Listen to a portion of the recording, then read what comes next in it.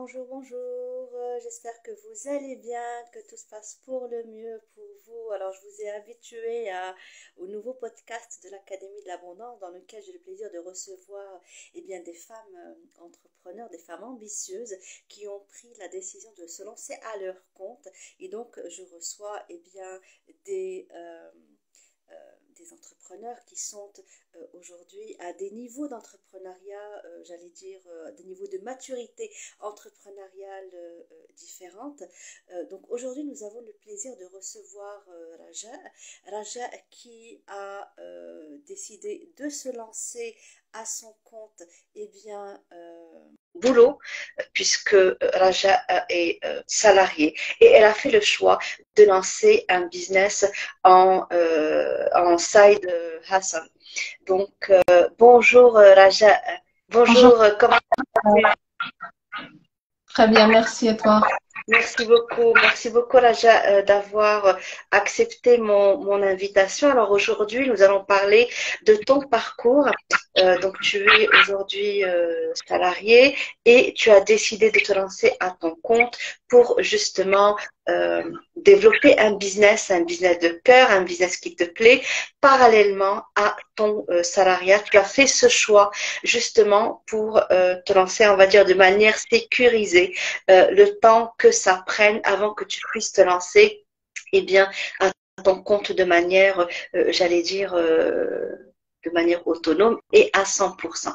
Alors, est-ce que tu pourrais te présenter, Raja? Dis-nous qui tu es. Est-ce que tu pourrais nous parler de toi, qui tu es, qu'est-ce que tu fais et donne-nous envie de te découvrir dans ce live. D'accord, merci beaucoup Amal pour ton invitation.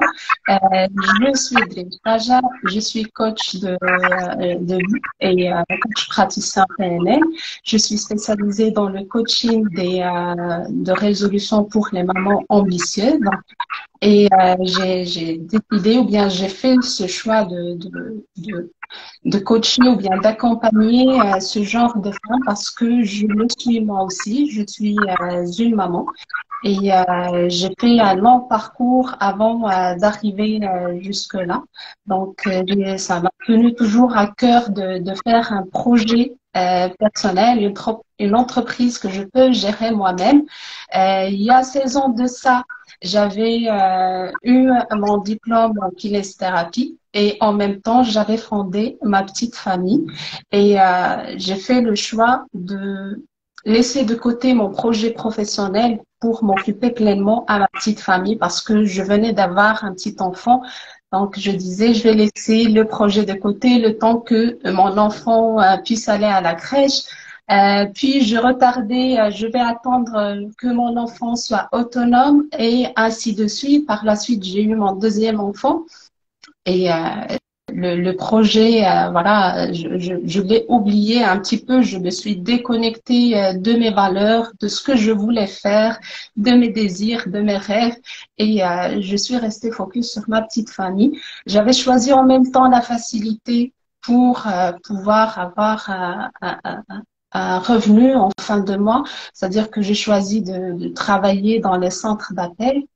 Et voilà, je me suis oubliée. Je suis restée 10 ans en tant que conseillère clientèle dans des centres d'appel. Je m'occupais de ma petite famille en même temps, mais c'était pas ça finalement, c'est pas ce que je voulais faire, c'était pas mes vrais désirs.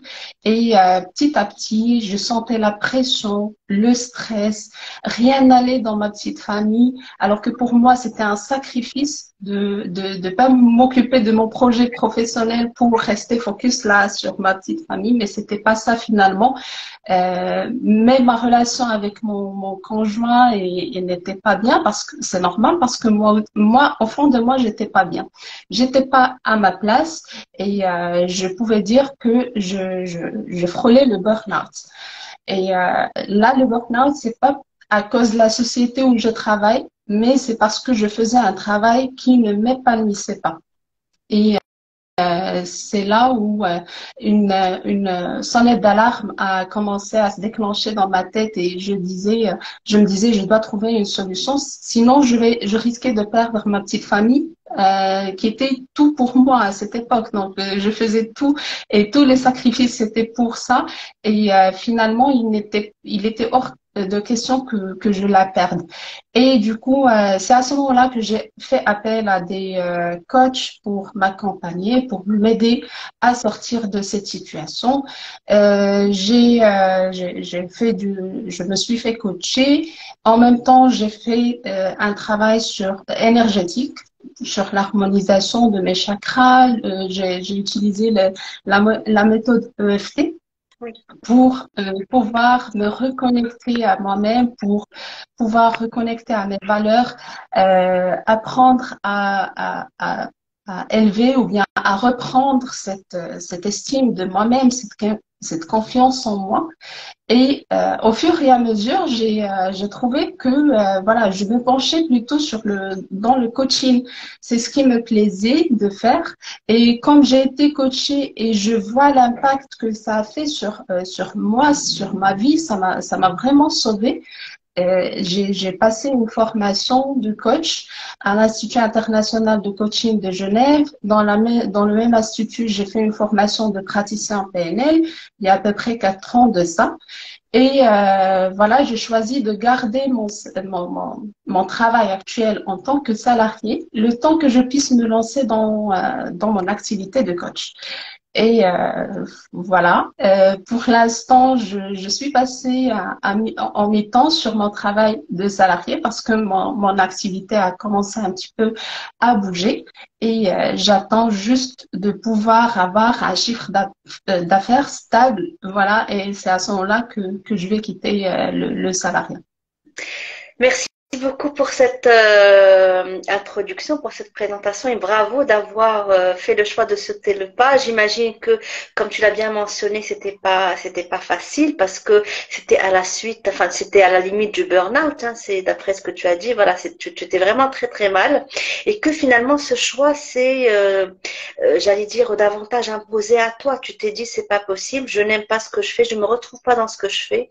Et en plus, je risque, enfin, l'impact sur ta petite famille allait être effectivement assez catastrophique puisque que ça soit avec ton conjoint ou avec tes enfants, les choses allaient se compliquer du fait du stress, du fait de ton état émotionnel aussi qui était pas ça. Donc tu t'es dit finalement, je suis pas bien. Ce n'est pas à cause du stress du travail ou de la charge de travail, mais c'est parce que je n'aime pas ce que je fais. Et donc, c'est comme si, en fait, tu as commencé une sorte d'introspection pour davantage savoir ce que tu voulais réellement, pour par la suite arriver à ce métier aujourd'hui que tu exerces.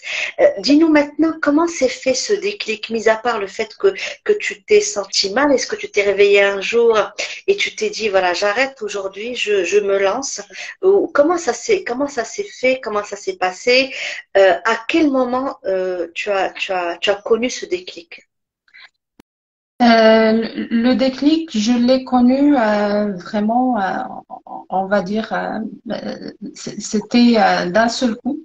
Une nuit, j'étais pas bien et je pleurais en même temps, je me posais des questions. Je me disais, est-ce que c'est ça la vie finalement? Est-ce que je vais passer ma vie à faire ce travail qui ne m'épanouissait pas?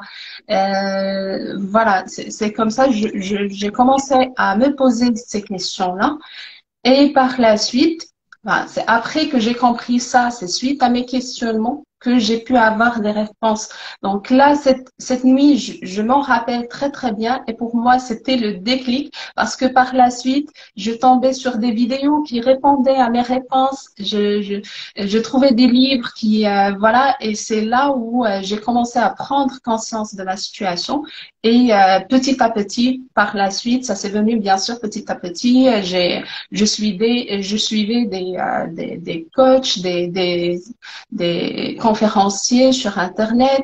Par la suite, j'ai lu des livres et c'est après que j'ai décidé de me faire accompagner pour aller plus loin dans mon expansion.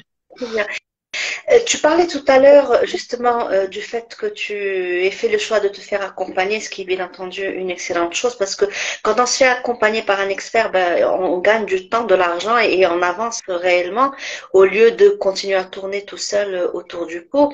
Euh, quelles sont les phases par lesquelles tu es passé en termes de transformation intérieure? Tu parlais de valeurs, tu parlais finalement d'identification de ta voie professionnelle, mais est-ce qu'il y a eu, de par les challenges que tu as eu, de par les déclics que tu as eu, est-ce que tu es passé par un process, que tu as senti un process de transformation interne? Et si oui, lequel? Par quoi tu as commencé? Qu'est-ce que tu as mis en place pour justement passer de la Raja qui subissait à la Raja, on va dire, post-déclic, qui a fait le choix finalement de prendre sa carrière en main et de se lancer à son compte. Oui, alors dans mon parcours, j'ai commencé tout d'abord par moi-même, par me recentrer sur moi. Et là, j'ai travaillé l'estime de moi-même, l'amour envers moi-même. Voilà, c'était un atelier que j'avais pris et voilà, c'était vraiment un vrai voyage d'introspection. J'ai découvert que je ne me connaissais pas assez finalement.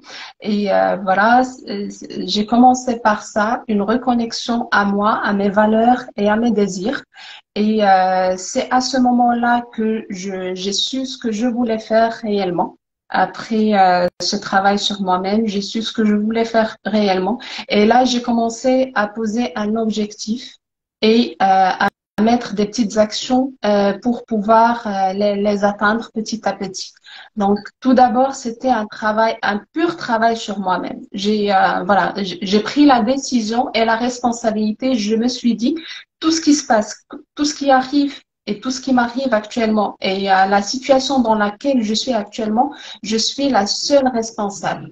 Donc, pour moi, c'était une bonne nouvelle puisque voilà, la décision me revenait finalement. Ça vient pas de l'extérieur, ça vient que de moi. Donc, c'est à moi de choisir si je veux avoir mieux. Et c'est là que ça a commencé. J'ai fait un travail sur mon estime, mon amour envers moi-même. Et par la suite, j'ai pu déposer des objectifs. J'ai pu sincèrement, j'avais pris aussi un atelier sur la manifestation des objectifs. Je peux te dire, Amiel, que les objectifs que j'ai pu atteindre en une seule année, je n'ai pas réussi à les atteindre en 10 ans. Donc voilà, alors que vraiment cet atelier ne coûtait vraiment pas cher, mais sa valeur, quand on décide de prendre la responsabilité de notre vie, de faire des petites actions. Si on n'a pas l'argent, on peut juste prendre un livre. Il y a plein de livres qui parlent de ça et suivre les étapes et vraiment les appliquer. C'est pas juste avoir l'information parce que l'information maintenant on peut l'avoir partout. Mais là, est-ce que je vais appliquer ce qu'il y a dans ce livre ou bien ce qu'il y a dans cet atelier? Si je fais un seul exercice, c'est mieux d'avoir 1000 informations si je peux me permettre. Voilà, donc ça a commencé comme ça. Vraiment, j'ai pris cette décision, cette responsabilité voilà. Je me disais, je ne voulais plus revenir comme avant. Donc là, j'avance. Je changeais mes habitudes petit à petit, bien sûr, et voilà, pour tenir sur le long terme, je commençais par des petites actions, mais vraiment des toutes petites actions.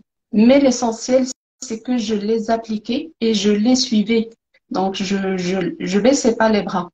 Il y a eu des difficultés aussi pendant ce parcours. Je ne vais pas dire que voilà, c'est facile. L'introspection, c'est pas toujours facile. Il y a eu des pleurs, il y a eu des moments où je me disais non, je vais tout arrêter.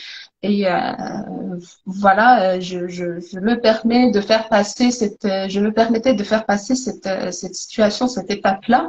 Et voilà, je me réveille le lendemain, je me dis bon, ça y est, on continue. Voilà, c'est comme ça que j'ai pu arriver à remonter cette situation-là. Ok. Tu parlais tout à l'heure de manifestation de tes objectifs, donc un objectif que tu as pu réaliser en un an, que tu n'as pas pu réaliser auparavant sur plusieurs années. Est-ce que tu peux nous donner des exemples d'objectifs que tu as réussi à atteindre et comment le shift mental que tu as pu faire suite au travail que tu as pu faire, d'introspection, de comment réaliser ces objectifs, des habitudes à mettre en place et du mindset à avoir, comment cela finalement t'a permis d'atteindre cet objectif-là et a été impactant pour toi, que ce soit dans ta vie ou en affaires, dans le sens où maintenant, tu as compris que quand on veut, on peut. Donc, il y a la part où, voilà, je prends la responsabilité de ma vie, je prends la responsabilité de ma carrière, je prends la responsabilité du projet ou de l'ambition que j'ai et j'y vais jusqu'au bout en mettant les actions qu'il faut, quels que soient les challenges par lesquels je passe, quels que soient les obstacles que je peux avoir, je sais que je vais y arriver. Euh, comment ça s'est matérialiser concrètement pour toi et quel est justement l'impact de cette nouvelle approche de la vie aujourd'hui que tu as? Oui, au début, après avoir fait ce travail d'introspection, ben, déjà, il m'a permis d'avoir cette confiance en moi. Ça y est, maintenant, je sais ce que je veux. Même si par la suite, j'ai eu des obstacles et des objections de la part de mes proches, là, j'ai pu répondre à ces objections-là tout en disant, moi, c'est ce que je veux. Voilà, c'est ma décision aujourd'hui, je l'assume. Voilà, et personne ne pourrait me, me bloquer ou bien m'arrêter de faire ce que je veux. Parce que avant, oui, j'avais des ambitions, j'avais des envies, mais une fois j'en parle à quelqu'un, il me met une objection, ça y est, je le crois et je fais plus ce que je voulais. Donc, ça m'a permis déjà par rapport à cela, parce que c'était pas facile aussi au début par rapport à mon entourage, ils étaient réticents, il y avait aussi de la peur de leur part, qu'est-ce que tu vas faire, est-ce que ça va marcher? Est-ce que tu auras toujours le temps pour ta petite famille? Tout ça, voilà. Si j'avais pas fait ce travail d'introspection, ça pouvait me bloquer. Mais là, j'avais confiance en moi et j'ai dit non, je peux continuer. Ne vous inquiétez pas, moi, j'assume ce que je veux. Et voilà. Déjà, ça m'a permis de ça. Par la suite, ça m'a permis aussi de gérer mon temps. Je peux te dire que avant, je disais que je n'avais pas le temps. Mais pendant cette année-là où j'avais décidé de faire cet atelier de manifestation des objectifs, ben j'étais salariée, je gardais mon rôle, bien sûr, en tant que maman au sein de ma petite famille. Je faisais toutes mes tâches comme d'habitude et j'ai pu passer ma formation de coach. Donc, on avait 2 heures de travail par jour en direct pour passer la formation. Si on me disait ça auparavant, j'aurais pu dire non, c'est impossible, j'y arrivais pas. Mais là, cette année-là, j'ai pu le faire. Alors que c'est la même personne, ce sont les mêmes tâches. J'ai pas manqué dans mes tâches de la maison, j'ai pas manqué dans les tâches de mon travail, mais j'ai pu quand même faire cette formation. Ça a duré à peu près un an. Donc voilà, c'est ce que ça m'a permis et c'est pour cela que j'insiste sur l'introspection avant de vouloir commencer un projet ou faire quelque chose parce que une fois qu'on a cette confiance en nous, une fois qu'on sait ce qu'on veut réellement, à ce moment-là, rien ne pourrait nous arrêter. Ok. Donc, Alors, oui, oui, je t'en prie. non, non, je disais, donc c'était très intéressant et c'était très important de passer par cette étape d'introspection avant. Ok. Alors, est-ce que le fait justement que tu aies pu avancer sur tes projets, sur tes objectifs, était dû au fait que ton pourquoi a été clarifié? Le pourquoi je veux me lancer a été clarifié. Le travail sur, j'imagine également, la confiance en tes compétences. Donc, tu as pu également, j'imagine, te débarrasser du symptôme de l'imposteur, du symptôme de je suis pas à la hauteur, etc.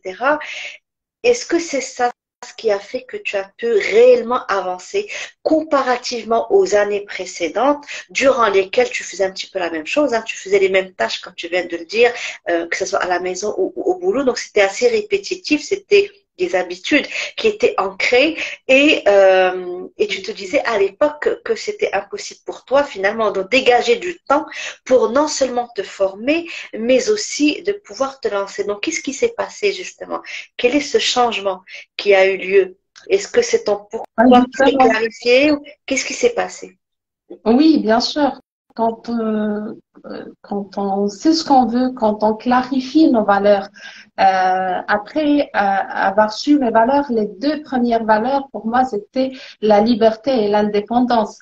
Donc, pour moi, c'était clair que, voilà, bon, pourquoi c'est ça déjà, ce sont mes valeurs. Je peux pas rester salarié alors que ma valeur, c'est la liberté.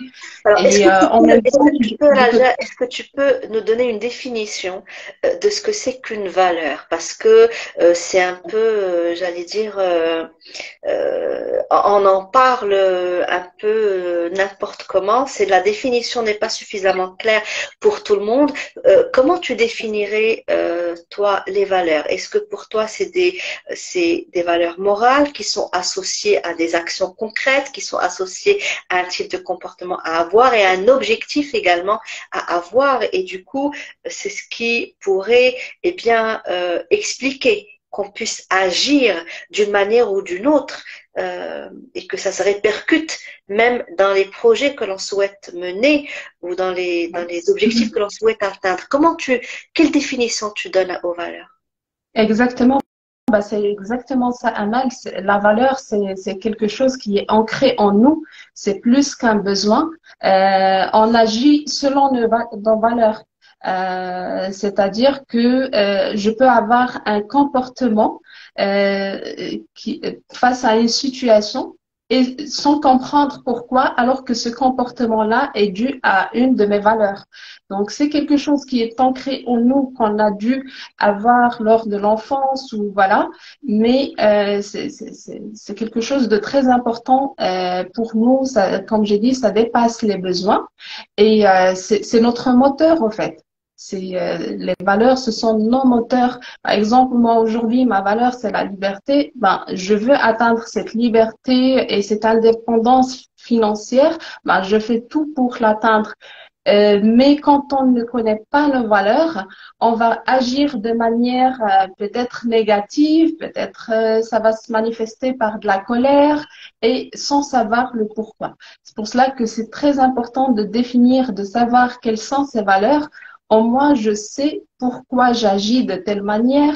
Je vais pouvoir mettre mes objectifs selon ces valeurs-là en les respectant et je vais aussi les faire respecter par les autres. Donc, pour moi, les valeurs, ce sont le moteur qui nous anime pour atteindre un objectif. Et aussi, lorsqu'on les comprend, bah, on peut aussi comprendre nos émotions. Mhm. Donc, des fois, il pourrait se passer quelque chose qui va nous mettre en colère, et là, c'est dû à une valeur qui a été touchée. Wow. Donc, c'est vraiment très important. La première chose à faire, c'est vraiment de savoir et de définir ces valeurs et de les respecter et les faire respecter. Tout à fait. Alors, je souris parce qu'effectivement, la valeur de la liberté, c'est idem pour moi, c'est ma valeur numéro un. Et donc, du coup, j'ai comme l'impression que ça nous a aidé finalement à peut-être mieux expliquer ou mieux gérer notre environnement qui a été réticent au fait qu'on se lance dans l'entrepreneuriat. Est-ce que tu serais d'accord pour dire ça, Raja? C'est-à-dire que, ok, j'ai déterminé mes valeurs. En tête de liste, c'est la liberté et l'indépendance financière que je ne pourrai avoir qu'à travers l'entrepreneuriat, ce qui sous-entend que je vais me lancer à mon compte. Bien, donc maintenant que ça c'est clair, je sais que voilà, il y a peut-être des engagements à honorer ou des conditions aujourd'hui qui sont présentes, qui font que je ne peux pas me lancer totalement à mon compte et donc je vais commencer par le faire à mi-temps, chose que tu as faite, n'est-ce pas? Est-ce que ça t'a permis justement cette connexion à ton pourquoi, à tes valeurs fondamentales, t'ont permis de mieux expliquer ce projet à ton entourage, aussi réticent soit-il, et t'a permis également de rester stoïque parce que tu étais convaincu de ce qui était important pour toi et tu te dis je vais y aller jusqu'au bout. Donc, je prends le temps de leur expliquer, je prends le temps de les convaincre, mais je me permets également d'agir pour pouvoir atteindre cette liberté. Est-ce que c'est quelque chose que tu as vécu, en tout cas, est-ce que tu l'as vécu comme ça, ou raconte-nous un petit peu comment ça s'est passé, comment tes valeurs, tes convictions qui émanent aujourd'hui justement de ces valeurs-là et du fait que tu dois te lancer, t'ont rendu, j'allais dire, davantage plus forte pour gérer ton environnement. Et en parlant d'environnement, de quoi on parle? Est-ce qu'on parle de ton mari, de tes enfants? Est-ce qu'on parle de ton employeur, de tes amis, de ta famille? Qui était le plus réticent dans l'histoire? Et comment ça s'est passé? Oui, alors le plus réticent, bien sûr, le plus proche de moi, c'était mon mari, bien évidemment. Oui, le fait de comprendre et de définir cette valeur m'a permis de lui expliquer et de le rassurer davantage. Parce que finalement, je sais que sa réticence n'était pas par méchanceté, mais finalement, c'est par peur. Lui aussi, il a des peurs et de perdre peut-être sa femme, que je n'ai pas beaucoup de temps, plus beaucoup de temps pour lui, pour ses enfants. Et du coup, cette position où j'étais là où j'étais sûre de moi, je savais quelle est ma valeur. Et d'ailleurs, heureusement que lui aussi en partageait la même valeur, donc il a pu comprendre facilement. Et aussi le fait de le rassurer, de lui dire que malgré que je vais faire ça, ça ne va rien changer dans notre situation, dans notre relation, et ça ne va rien changer dans mes tâches au sein de ma petite famille. Donc, rien que le fait de le rassurer, d'en discuter et d'en parler, et aussi de lui expliquer l'impact que ça pourrait avoir sur notre vie à tous, pas juste ma vie à moi, parce qu'on est voilà en couple, donc notre vie elle est liée, bien évidemment, donc ça aura un impact positif sur notre vie. C'est ce qui m'a permis, bien sûr, de le convaincre et petit à petit, hein, on va pas bousculer la personne et lui dire non, moi, voilà ce que je veux, mais vraiment petit à petit, lui donner le temps aussi voilà, de digérer tout ce qu'il vient d'apprendre, effectivement, et aussi de montrer de donner plus d'importance par rapport à d'habitude. Par exemple, là, quand j'avais commencé la formation, pour montrer que je suis toujours là, bah, j'ai fait plus d'efforts envers lui pour le rassurer finalement et voilà, pour qu'il sache que ça ne va rien changer dans notre relation ou bien dans mon rôle en tant que maman. Donc voilà, oui, le fait de connaître ma valeur, ça m'a beaucoup aidé à convaincre mon mari par rapport à ce que je veux faire. Très bien. Ok. Parlons maintenant de la période de formation, parce que tu t'es formé au coaching avant de te lancer.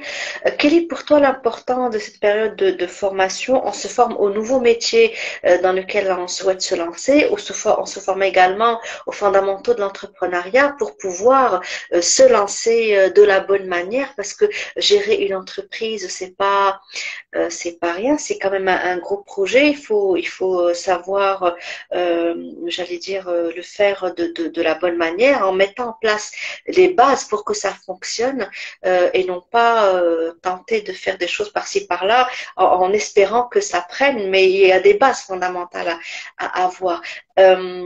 Comment tu as vécu cette période de formation? Comment tu as vécu cette prise de conscience de l'importance d'intégrer le volet formation à ces deux niveaux, donc niveau formation au métier, niveau formation à l'entrepreneuriat. Comment tu les as vécus et comment tu les as intégrés et pratiqués au quotidien? Bah, déjà, la période, ça a commencé bien sûr par la période de la formation de coaching. Déjà, c'était quelque chose de nouveau pour moi, mais c'était très intéressant, très enrichissant. Et par rapport à la formation que j'ai passée, parce que c'est la base du métier que je veux et que je souhaite faire, et par rapport au relationnel que j'ai pu avoir pendant cette formation, des personnes de tout, de partout dans le monde.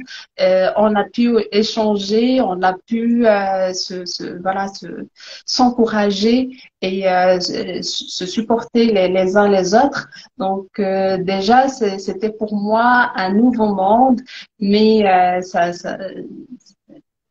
m'a permis de vraiment, ça m'a beaucoup aidé dans mon expansion. C'est très intéressant d'apprendre de nouvelles compétences et aussi de rencontrer de nouvelles personnes, voir d'autres cultures aussi, voir comment les autres perçoivent les choses.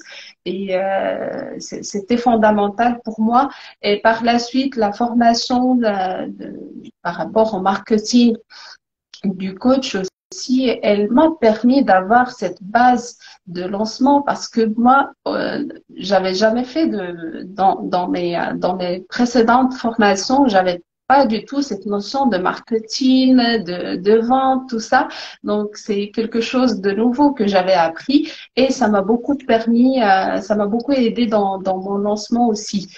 N'empêche que dans le lancement, j'avais aussi besoin d'accompagnement, mais j'avais déjà les bases par rapport à cette formation-là que j'ai passée.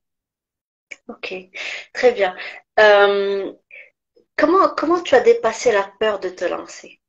Je sais que bon, tu as un cas particulier, comme j'ai pu en avoir aussi dans certaines des interviews que j'ai fait précédemment, des personnes qui ont fait le choix de se lancer à leur compte parallèlement à leur métier de salarié. Donc, c'est donc soit à mi-temps, soit. Alors, comment tu vis ça, parce que tu es encore salarié, euh, et comment surtout tu as pu te débarrasser de la peur de te lancer? Euh, alors, me débarrasser, je ne vais pas dire que je m'en suis débarrassée, parce que la peur, elle sera toujours là. Mais le fait de savoir comment la gérer aussi, et déjà, moi, je dis toujours qu'il faut commencer par comprendre ces peurs. Quelles sont les peurs qu'on a réellement? Parce que avant, je savais que j'avais des peurs, mais peur de quoi? Je n'arrivais pas à définir. Finalement, j'avais la peur et de l'échec et la peur de la réussite. Ça, je savais même pas que ça existait une peur de réussite. Donc déjà, prendre conscience de ces peurs, euh, voilà, ça nous mène à moitié du chemin. Après, oui, pour dépasser ces peurs, il faut aussi mettre un plan A, un plan B et un plan C pour se rassurer. Parce que moi, d'ailleurs, c'est pour cela que j'ai choisi de rester dans le salariat le temps que je puisse me lancer et voilà, pouvoir gagner ma vie à 100% du coaching. Voilà, exactement. Donc là, du coup, pour moi, ça m'a beaucoup aidé Après, pour le lancement, comme j'ai déjà cité, j'avais eu besoin d'accompagnement parce que c'est pas toujours facile, c'est pas toujours évident de tenir le coup, d'avoir cette patience parce que fonder une entreprise, ça se fait pas du jour au lendemain.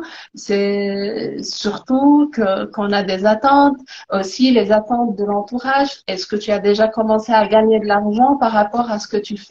Tout ça, donc on a vraiment besoin de quelqu'un qui nous soutient et qui connaît très bien le domaine. C'est-à-dire que là, je peux avoir, par exemple, mon entourage qui est soutenant, mais le fait d'avoir quelqu'un qui nous accompagne et qui connaît très bien le domaine va beaucoup nous booster et nous faire gagner beaucoup de temps. Donc, je suis toujours en train de travailler sur mes peurs, mais j'apprends aussi à les accepter, à les démystifier. Par exemple, si j'ai la peur on va dire, il y a aussi la peur du jugement de l'autre. Je vais juste l'analyser et aller jusqu'au bout de ma peur. C'est-à-dire, je vais me dire, bah oui, j'ai la peur qu'on me juge par rapport à quoi? Et je réponds. Et si on me juge finalement, est-ce que ces personnes, je les connais? Est-ce qu'elles sont vraiment intéressantes pour moi? Déjà, ça permet, voilà, d'avoir ce courage et de pouvoir dépasser cette peur-là ou bien au moins l'accepter le temps d'avoir la première expérience, la deuxième et la troisième. Et par la suite, oui, on peut dire que je me suis débarrassée de mes peurs. Mais sincèrement, pour l'instant, je les ai toujours. Mais voilà, j'aime beaucoup aussi un livre qui s'appelle Oser, mais trembler, mais oser. C'est-à-dire que là, je tremble, mais je vais y aller quand même. Donc, il y aura toujours une première fois, une deuxième fois, et voilà. Donc, pour moi, la peur, il lui faut du temps pour dire que, voilà, je me suis vraiment débarrassée de mes peurs. Ok. Et comme tu l'as bien dit, il y a une part d'acceptation. Ceci dit, le fait de se dire, OK, je suis dans l'acceptation ne veut pas dire je vais laisser cette peur m'envahir. OK? Oui, Et je dans vais pas. l'acceptation, c'est de se dire, je reconnais que j'ai cette peur aujourd'hui. Je le reconnais. D'accord? Donc, Oui. c'est comme si on faisait finalement une sorte d'état des lieux. OK? Oui. Quelle est ma liste de peurs que j'ai aujourd'hui? Donc, je reconnais que j'ai cette peur-là. Donc, n'importe laquelle, celle que, voilà, dans ton exemple, c'est effectivement le regard des autres. Ensuite, il y a, comme tu l'as dit, la peur de l'échec, la peur également de la réussite, qui est effectivement pas très connue, mais on en prend conscience quand on commence à réussir. Là, on se dit, je commence à réussir, mais pourquoi j'ai peur? En fait, j'ai peur parce que je suis en train de changer de statut, je suis en train de changer de situation, je suis en train d'aller vers une situation que je maîtrise pas forcément. Comment les gens vont réagir? Comment est-ce que je vais moi-même changer? D'accord? C'est les deux types de questions qui reviennent en tout cas très souvent chez les personnes que j'accompagne en coaching. Mais une fois qu'on se libère de cette peur-là et qu'on se reconnecte à notre véritable pourquoi, ben on continue d'avancer. Donc on dédramatise tout en prenant conscience de cette peur-là. Maintenant, il y a aussi également un point qui peut être très intéressant, Raja, c'est le fait de changer de dialogue intérieur. Tu sais, la peur, quand elle émerge, quel que soit le type de peur, pas plus tard que tout à l'heure, j'étais en train de déjeuner et puis paf, j'ai senti un truc, une peur qui jaillissait comme ça par rapport à une situation très particulière. Parce que comme je suis hypersensible, donc je ressens l'énergie de tout ce qui se passe autour de moi, même à distance. Et là, je me suis dit, OK, donc je reconnais la peur, elle est là. Je vais justement au bout de cette peur. De quoi s'agit-il exactement? Ça va au-delà de la peur en soi, mais c'est qu'est-ce qui risque de se passer ou encore qu'est-ce qui est en train de se passer. D'accord? Donc, dès lors que tu détectes ça, ben, tu mets en place une action concrète pour contrer ce qui risque de se passer. D'accord? Donc, tout toujours percevoir la peur finalement comme un guide, soit un guide par rapport à ton état intérieur qui émane de ton subconscient, qui va te, voilà, face à une situation nouvelle, va faire remonter justement une peur, parce que peut-être que la personne a déjà vécu quelque chose de similaire, la même situation par laquelle il passe actuellement et qui a fini par un échec. Donc, il a associé cette situation à cet échec-là et du coup, ben, dès lors que la situation revient, ben, il fait la même association.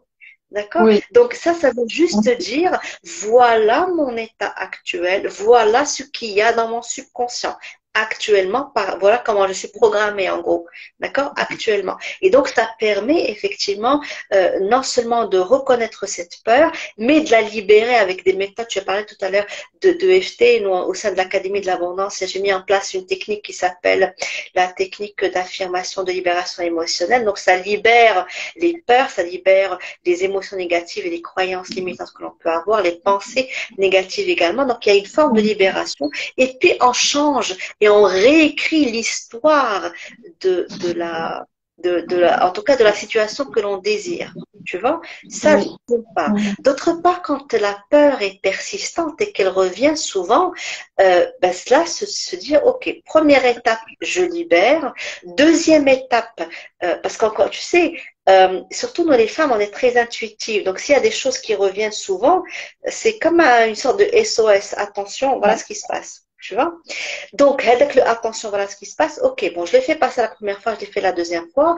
Maintenant, je vois que ça persiste. Donc, qu'est-ce que je fais? Je mets en place des actions concrètes pour que cette peur, finalement, c'est même pas de la peur, c'est ce SOS que je reçois ou que je perçois. Et ben, je vais mettre en place concrètement maintenant les actions qu'il faut pour le contrer. D'accord? Toujours en imaginant sa situation idéale au lieu de sa situation, j'allais dire, catastrophe ou son scénario un peu négatif. Donc, si tu veux, chacun a sa manière de gérer sa peur. Ça, c'était la minute coaching de Amal Radwan. Parce que je suis passée par là, tout simplement, et que j'accompagne les personnes dans ce parcours également. Et donc, effectivement, la gestion de la peur fait partie de la gestion des émotions de manière générale et comme tu l'as bien dit, Raja, ça fait partie du process. Donc, on apprend à gérer ses émotions, on apprend à travailler sur sa confiance en soi, on apprend, comme tu l'as bien dit, à travailler sur son système de valeurs duquel émanent ses objectifs et on avance. Donc, toi, tu gères ça en étant dans l'acceptation, mais aussi en passant à l'action, si j'ai bien compris. Est-ce que c'est bien ça? Oui, c'est ça. C'est en passant à l'action. Exactement. Parce que la peur, comme tu as dit, ça vient soit d'un ancien souvenir, soit de nos croyances. Et le fait de passer à l'action, ça nous permet déjà de se dire, voilà, j'ai pu dépasser cette situation et de démystifier cette croyance que j'ai derrière et je peux remplacer aussi le mauvais souvenir par ce que je viens d'accomplir et ainsi de suite.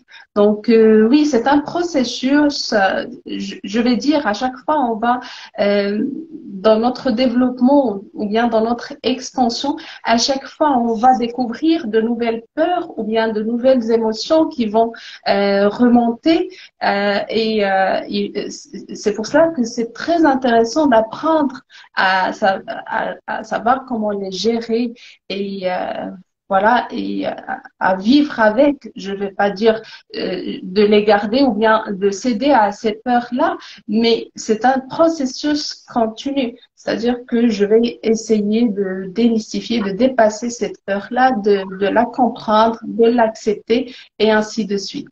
Et il y a aussi des techniques, comme tu as dit, le EFT ou la sophrologie qui peuvent nous aider à dépasser ces peurs-là. Mais on va jamais dire que voilà, je suis arrivée à tout faire, j'ai tout dépassé.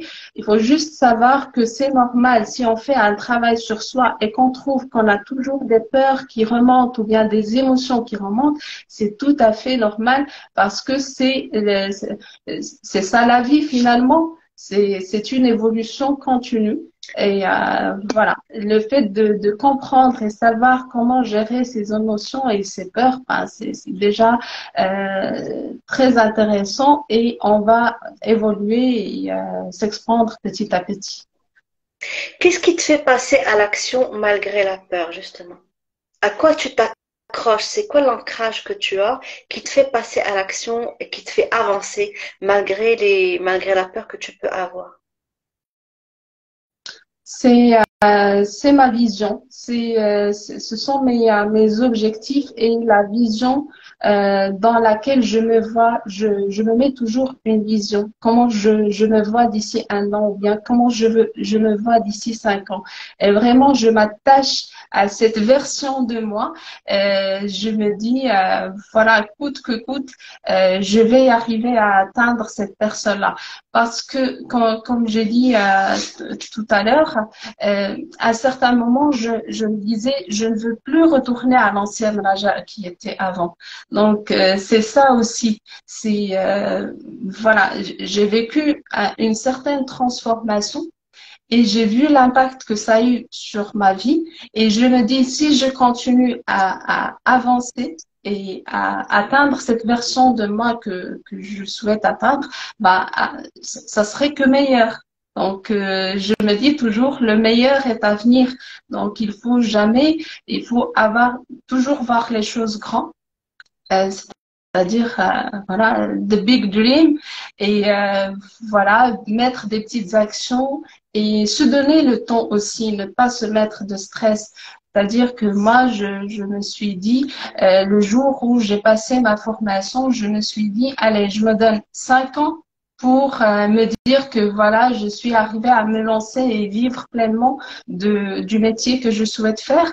Voilà, on se donne le temps et on met de petites actions. On s'attache à cette vision et à cet objectif qu'on souhaite atteindre et on met des petites actions et voilà, c'est comme ça qu'on pourrait voir le changement parce que sinon, on va finir par se stresser, par se mettre la pression et peut-être avoir un blocage au milieu de chemin et ne pas arriver à aller jusqu'au bout.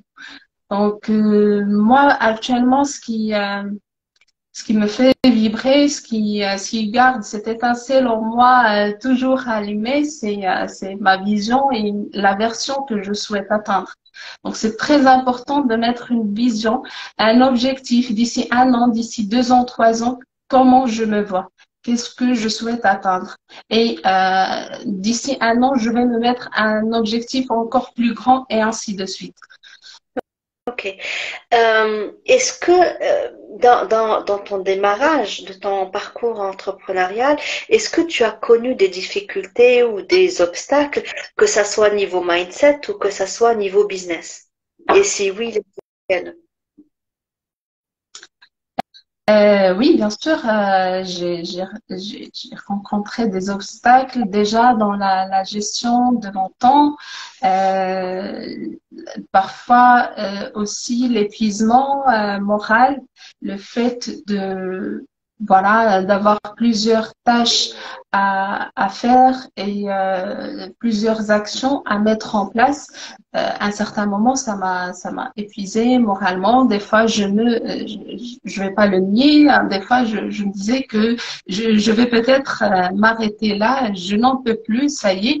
Mais ce qui m'a aidé, c'est d'avoir mon mentor à mes côtés, qui me boostait à chaque fois qu'il sentait que voilà je me noyais et aussi le fait de euh, qu'ils me disent, ben, déjà, regarde ce que tu as pu accomplir jusque-là, regarde tous les efforts que tu as fait jusqu'à aujourd'hui. C'est pas aujourd'hui que tu vas laisser tomber.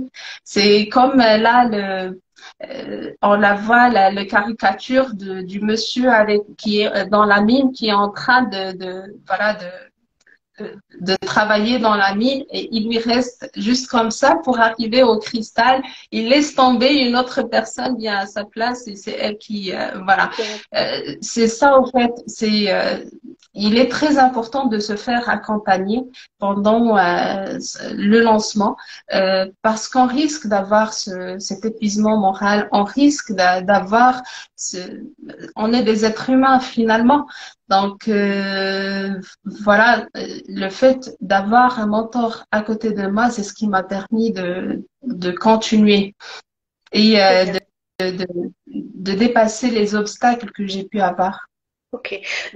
Donc aujourd'hui, tu as un positionnement assez particulier qui finalement rappelle un petit peu ton histoire. Tu es une maman qui a dû gérer son équilibre vie privée, vie professionnelle pour pouvoir se lancer à son compte, gérer sa maison, son foyer, son mari, ses enfants, son boulot. Et aujourd'hui, tu as décidé d'accompagner des femmes entrepreneurs à en faire de même. Alors, est-ce que tu peux nous parler un petit peu de ton activité? Oui, et c'est ça en fait. Après avoir passé la formation, j'ai décidé d'accompagner. Ça me tenait à cœur d'accompagner des mamans comme moi parce que je sais ce qu'elles subissent, ce qu'elles peuvent arriver, ce qu'elles peuvent avoir comme difficulté tous les jours et surtout quand on est ambitieuse. D'ailleurs, j'accompagne les mamans ambitieuses. Pour moi, une maman ambitieuse, c'est une maman qui souhaite avoir et la réussite au sein de sa petite famille et sa réussite professionnelle et pour laquelle il n'est pas négociable de choisir entre les deux. C'est ma situation actuelle. Ça m'a pris beaucoup de temps pour arriver à cette version-là et aujourd'hui, j'ai pu raccourcir, si on veut dire, ou j'ai pu aussi concocter les méthodes qui peuvent vraiment aider ces mamans-là à atteindre cet objectif d'avoir un équilibre vie privée, vie professionnelle en moins de 90 jours. C'est-à-dire que moi, ce que j'ai pu avoir et tout le travail que j'ai pu faire sur moi-même qui m'a pris à peu près 4 ou 5 ans, j'ai vraiment concocté l'essentiel et c'est pour cela que j'ai choisi aussi d'accompagner ces mamans-là. Je me suis sentie légitime parce que on ne peut pas comprendre une situation si on ne la vit pas. Moi, j'ai vécu tout ça et je connais très bien les difficultés que peuvent passer ces mamans-là et je les ai dépassées. Donc, si je les ai dépassées, moi, aujourd'hui, c'est que j'ai pu accompagner ces mamans à les dépasser aussi avec tout ce que j'ai pu apprendre pendant ma formation et aussi avec mon expérience personnelle pendant mon expansion, pendant ma transformation et mon travail sur moi-même. Formidable. Et c'est vrai que c'est, j'allais dire, la suite logique, hein. Quand on est dans le domaine du coaching, on a souvent envie d'accompagner sur des choses par lesquelles on est passé et qu'on a réussi à surmonter parce que, comme tu l'as bien dit, Raja, on se sent parfaitement légitime puisqu'on est passé par là et on a mis en place les actions qu'il faut, on a appris à faire en sorte que les choses avancent et qu'on puisse atteindre notre objectif. Euh, Aujourd'hui, toujours dans le domaine entrepreneurial, tu sais qu'il y a il y a des erreurs à ne pas commettre. Peut-être que tu les as apprises sur le tas. Peut-être que justement ton mentor, qui tu m'as dit est à l'étranger, t'a accompagné sur certains aspects importants pour que tu évites justement de les commettre. Quelles sont les principales erreurs que peut commettre selon toi une femme qui se lance dans l'entrepreneuriat? Alors, la première erreur que moi je vois, c'est attendre le bon moment pour se lancer. Il y a jamais de bon moment pour se lancer. Le bon moment, c'est le présent. Tant que tu as cette envie, tant que tu as pu apprendre, avoir ces compétences-là, c'est que tu peux te lancer dès maintenant. Tu peux déjà commencer par une petite action et voilà. Ne pas attendre que le bon moment parce que si on fait pas nous-mêmes l'action, le bon moment ne va jamais arriver. Et la deuxième chose pour la deuxième erreur, il y a aussi le côté perfectionniste. C'est-à-dire que des fois, on peut se concentrer sur des choses qui sont superflues. Par exemple, moi, au début, j'avais même pas d'audience, j'avais même pas parlé avec les gens sur ce que je fais. Et je cherchais à faire un site web, voilà, ce sont des choses que on peut les faire par la suite, mais c'est pas ça qui va faire démarrer notre activité. Aussi le fait de chercher de faire les choses à la perfection dès le début. Il faut se permettre de faire des erreurs parce qu'on apprend de nos erreurs. Et moi, j'avais ce côté perfectionniste que voilà qui me bloquait à chaque fois, qui m'empêchait d'avancer parce que je cherchais à faire les choses à la perfection. Mais finalement, effectivement, mon mentor m'a accompagné et m'a aidé à dépasser ce côté perfectionniste et comme elle me dit, à me permettre d'être imparfaitement parfaite. C'est-à-dire que voilà, déjà commencer par ce que je sais faire et voilà, le perfectionnisme vient petit à petit. C'est voilà, c'est avec l'expérience, c'est avec la pratique qu'on peut se permettre de dire voilà je peux être parfaite dans cette tâche et encore est-ce qu'on peut atteindre cet état de perfectionnisme. Donc pour moi ce sont les trois erreurs que j'avais commises et voilà que j'ai pu dépasser pour pouvoir me lancer. Ok. Où est-ce que tu en es justement aujourd'hui niveau business, niveau maturité entrepreneuriale? Est-ce que tu as pu avoir justement tes premiers clients? Où est-ce que tu en es? Est-ce que tu sens que ça commence à prendre de l'ampleur? Que tu dois t'organiser parce que ça commence à s'agrandir? Où est-ce que tu en es au juste aujourd'hui? Exactement, aujourd'hui, ça commence déjà à bouger. Donc, j'ai eu ce petit secouement que voilà, je dois m'organiser pour être prête à avoir des clients.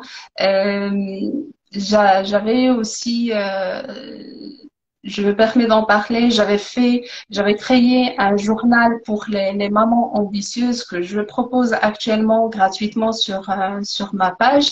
Et voilà, c'est là où les choses ont commencé à bouger. J'ai pu avoir quelques demandes de rendez-vous. Donc, pour moi, après 6 mois de lancement, oui, ça commence déjà à bouger. Et voilà, c'est toute l'excitation. C'est toute une autre étape à franchir en matière de gestion de temps et en matière aussi de se permettre d'avoir des clients. Parce que des fois, on se met aussi des blocages par rapport à cela. Peut-être que qu'on n'a pas des clients parce qu'on fuit une situation donnée. Mais voilà, une fois que les choses commencent à bouger, et, voilà, maintenant, J'aimerais oui, ça. j'aimerais qu'on revienne sur ces deux points fondamentaux. Comment tu as appris à gérer ton temps pour que tu puisses te lancer, surtout que maintenant ça commence à prendre, et surtout, et également, donc l'autre point important, comment tu t'es débarrassé de ce blocage à avoir de la clientèle? Parce que souvent, ce qui se passe chez les entrepreneurs, c'est que quand tu leur parles, donc ils se disent, voilà, moi j'ai envie d'atteindre tel niveau de chiffre d'affaires, d'avoir tel type de clientèle, etc. Mais quand on creuse justement au niveau mindset, on sent qu'il y a un blocage intérieur qui fait que, tu sais, tu lances un souhait, un désir, et en même temps, tu lances un truc qui va à l'encontre de ce que tu veux. Donc, tu vois, et du coup, c'est comme si tu voulais quelque chose et son contraire. Ce qui se passe quand on veut quelque chose et son contraire, ben, c'est qu'on n'a rien parce que ça s'annule. D'accord? Comment tu as vécu ça et comment tu t'en es débarrassé? Oui, bah c'était suite à une séance de coaching, effectivement, parce que là, à certains moments, je me posais des questions. Bah, ça fait longtemps que je me suis lancée et pourquoi j'ai toujours pas de clients? Et quand on a commencé à creuser, effectivement, j'ai trouvé que le fait d'avoir le mon travail en tant que salarié à plein temps, bah, c'est comme si je fuyais, j'avais pas mis en place cette organisation pour recevoir des clients. J'attendais d'avoir des clients pour pouvoir leur mettre de la place. Alors non, il faut déjà préparer la place et le temps pour ces clients-là pour pouvoir les recevoir. Et c'est vraiment quelque chose de très simple, mais c'est ça ce qui a eu le déclic. Ah oui, c'est moi qui n'étais pas finalement prête. Donc ça vient pas des clients. Déjà, il faut que moi je sois là, je sois prête à recevoir ces clients-là. Je leur prépare un environnement où je peux les recevoir. Et c'est à ce moment-là que je pourrais dire que je suis prête à recevoir des clients. Donc c'est ça au fait qui faisait que je bloquais sur ce point-là. Ok. J'imagine que tu parles de créer une place mentale pour les recevoir mentalement. Toi qui parlais tout à Mental, l'heure de exactement. manifestation de ces objectifs, c'est d'avoir une place mentale. J'accepte de Oui, recevoir, ok, et bien entendu par la suite un espace physique, enfin que ce soit physique, hein, je veux dire local, ou là à travers des prestations online, et j'imagine que tu fais aussi, mais c'est d'abord une place mentale, j'imagine. C'est comme ça, ce sont les étapes par lesquelles tu es passé. exactement. C'était la place mentale, effectivement, et la place au niveau du temps aussi. Je peux pas dire que j'attends de recevoir un client alors que, voilà, au niveau de mon temps, j'ai l'agenda qui est tout rempli. Du coup, c'est pour cela que j'ai choisi d'ailleurs de passer en mi-temps sur mon travail de salarié et pour pouvoir libérer de la place justement au niveau du temps et ça m'a permis de libérer de la place mentalement aussi. Pour l'instant, je travaille uniquement en ligne. Donc, pour la place physique, ça me pose pas encore de problème. Mais ce sont ces deux points-là, c'est la place mentale et au niveau du temps, au niveau de la gestion de mon temps. Justement, en parlant de gestion de temps, comment tu t'organises aujourd'hui? Donc, tu travailles à mi-temps, tu as pu négocier ça avec ton employeur, mais par la suite, il y a autre chose à gérer qui est ton foyer. Donc, comment tu gères? Du coup, c'est une journée de 24 heures, si on enlève les 8 heures de sommeil. Donc, ce qui reste, tu vas le diviser en trois, entre ton foyer, ton business et ton emploi de salarié. Comment tu t'organises? Alors déjà pour l'organisation, j'aimerais parler d'un point très important. C'est que généralement, nous, les mamans, on se permet pas de déléguer et on se permet pas de mettre des limites. Mhm, Quand je parle de limites, ce sont des limites saines. C'est-à-dire qu'aujourd'hui, je fais participer mes enfants avec moi dans les tâches ménagères. mhm. Quand j'ai quelque chose ou bien un travail, j'informe mes enfants. Maman, elle est actuellement pas disponible. Je leur dis clairement, faites comme si je ne suis pas là. Vraiment pour eux, ils vont apprendre déjà à respecter mes limites en tant que maman. Quand je travaille, bah voilà, maman elle travaille, je n'ai pas le droit à la déranger. Et voilà, pour ma part aussi, bah ça m'a permis de me concentrer sur mon travail. Le fait de déléguer aussi, de demander de l'aide à son conjoint, à ses enfants, bah, faire participer la famille et leur expliquer, voilà, maman, elle est fatiguée, si vous pouvez m'aider à faire ça, à faire ça, à faire ça, gentiment, bah, ça fera mal à personne. Chose que je ne me permettais pas de faire avant parce que j'avais cette envie de contrôler, de tout gérer et de tout contrôler par moi-même. Donc ça m'a permis d'organiser mon temps. Le fait de travailler, bah, mes heures de travail, je les connais. Je donne par exemple 2 heures par jour actuellement pour mon entreprise si j'ai pas de clients. Et voilà, pour les tâches ménagères, j'arrive à m'organiser. Mais je peux te dire que je dors 8 heures par jour, effectivement, et j'arrive à tout faire, c'est-à-dire et à gérer mon travail en tant que salarié et à gérer mon entreprise et le travail chez moi au sein de ma petite famille. Super. Bravo, Raja. Alors, dernière question, si tu permets. Quel conseil est-ce que tu pourrais donner aujourd'hui à une femme salariée qui est ambitieuse, qui souhaite se lancer et qui a peur de se lancer ou qui hésite? Quel conseil tu pourrais lui donner? Bah, le conseil, si elle est salariée, normalement, qu'elle comprenne déjà quelles sont ses peurs, qu'est-ce qui l'empêche de se lancer actuellement et de mettre un objectif à atteindre et de commencer petit à petit, de mettre des petites actions. Parce que des fois, dans l'envie et dans cette excitation de commencer, on peut se mettre la barre très haute et commencer par des tas d'actions qu'on peut pas finalement arriver à gérer. Le fait de commencer déjà par des toutes petites actions en parallèle avec son travail actuel, ça va déjà permettre de faire un changement et ça va la permettre d'évoluer petit à petit. Donc, je dis toujours une phrase, le changement ne vient jamais vers nous, mais il vient de nous. Donc, si tu veux te lancer, ben, lance-toi, fais-toi confiance, voilà, et mets-toi des petites actions que tu pourrais gérer sur le long terme. Et tu peux en rajouter petit à petit avec l'expérience. Donc, il faut juste croire à ce que tu veux atteindre comme objectif. Et si tu as l'idée, c'est que tu peux l'atteindre. Si tu as l'idée de faire un projet, c'est que tu peux l'atteindre.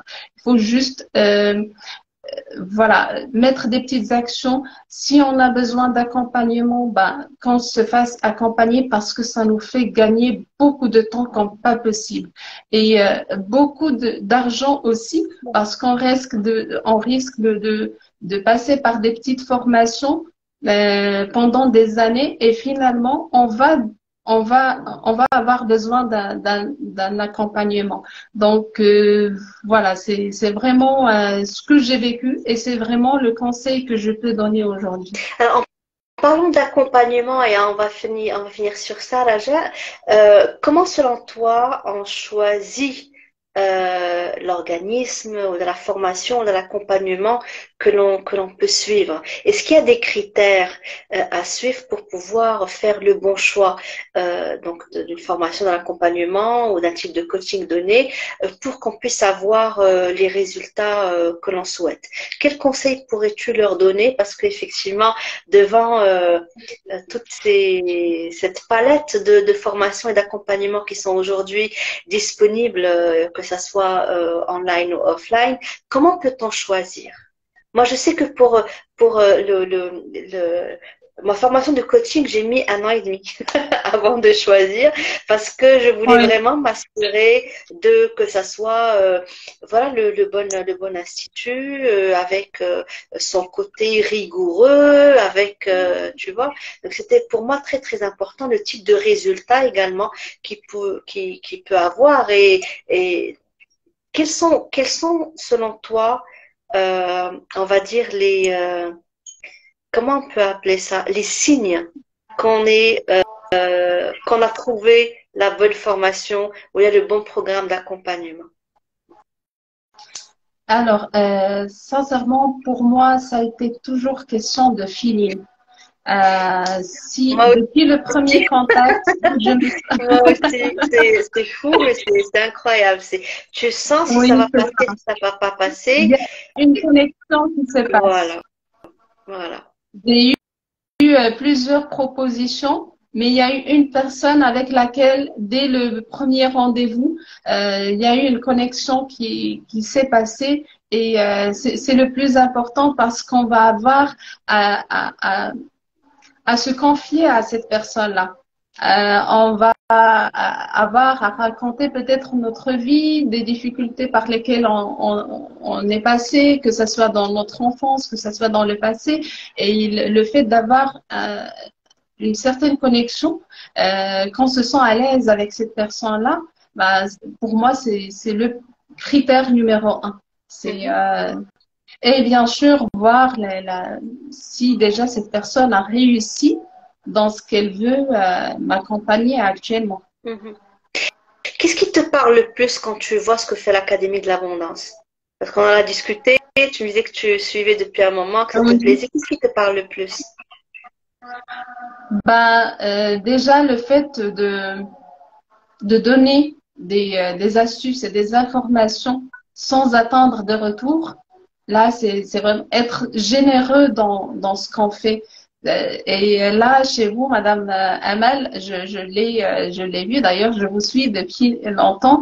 Et rien qu'en accédant à ta page, on peut voir des conseils, on peut voir des informations qui peuvent nous aider par rapport à cela. Et si les informations que tu nous donnes actuellement et que je les pratique et que ça m'aide, bah, c'est que si je me fais accompagner par vous, c'est sûr que voilà, ça va marcher. Donc le fait qu'une personne soit généreuse dans ce qu'elle donne et dans ce qu'elle fait, et c'est ce que vous représentez actuellement, bah je c'est ce qui fait que je vous suis depuis longtemps et voilà, sincèrement, j'ai eu beaucoup de conseils rien qu'en lisant un post de vous. Donc ça pour moi c'est c'est très important et c'est ce que vous représentez aujourd'hui. Euh, Merci, on peut merci vous beaucoup, faire Raja. En tout cas, confiance, on peut vous faire confiance et se sentir à l'aise avec vous, rien de la première phrase ou rien quand vous parlons. On a aussi, on sent qu'il y a une personne humaine derrière. Et c'est de là de ce que je parlais tout à l'heure, quand je parlais de connexion. En général, cette connexion, on peut l'avoir avec une personne qui est humaine devant nous et son objectif, c'est de nous faire avancer et de nous accompagner pour atteindre notre objectif. Et le dernier objectif pour elle, c'est d'avoir de l'argent ou voilà, parce que malheureusement aujourd'hui, on peut voir d'autres accompagnements dont le but premier, c'est de gagner de l'argent et voilà. Et moi, j'ai vécu déjà ça et je me dis, c'est pour cela que je ne vais plus faire confiance tant que le feeling n'est pas passé. oui. En tout cas, merci beaucoup pour ce beau témoignage. Et comme tu l'as bien dit, Raja, c'est d'abord une question de feeling. On est des femmes, on a une intuition, j'allais dire, qui est beaucoup plus développée que chez les hommes. Donc autant en profiter.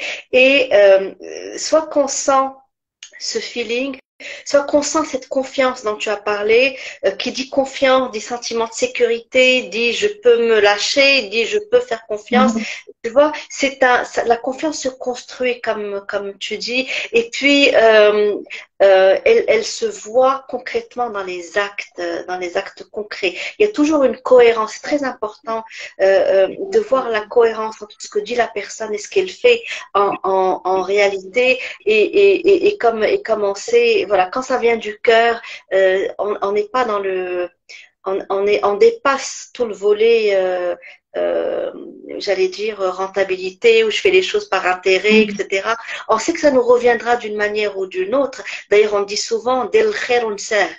Exactement.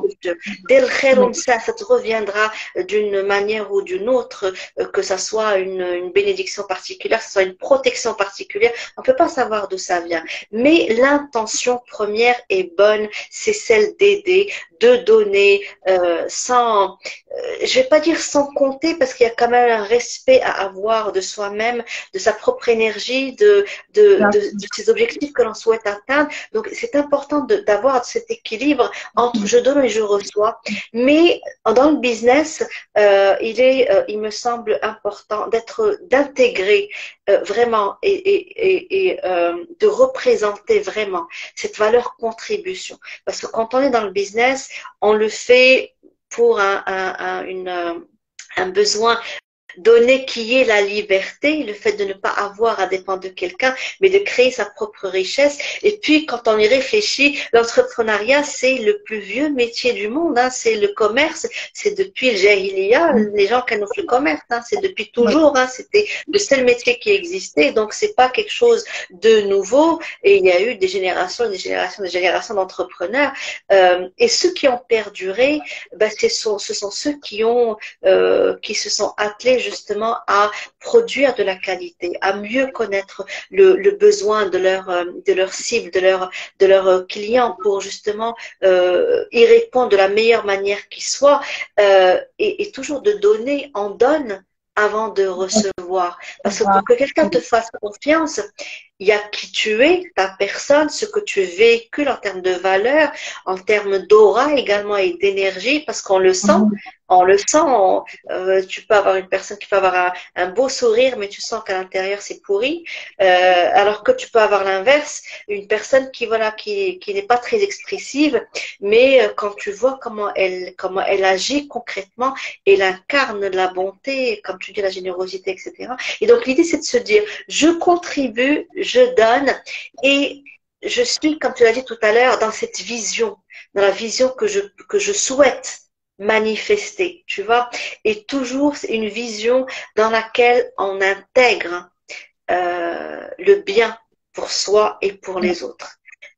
Seuls les entrepreneurs qui ont cette vision d'être une source de bien pour soi et pour les autres sont ceux qui réussissent. C'est en étant au service des autres qu'on avance. Exactement. Merci beaucoup. Merci Raja. Merci pour cette interview. Je te souhaite une excellente continuation. Et à très bientôt. Merci de m'avoir invité. À très bientôt. Bye.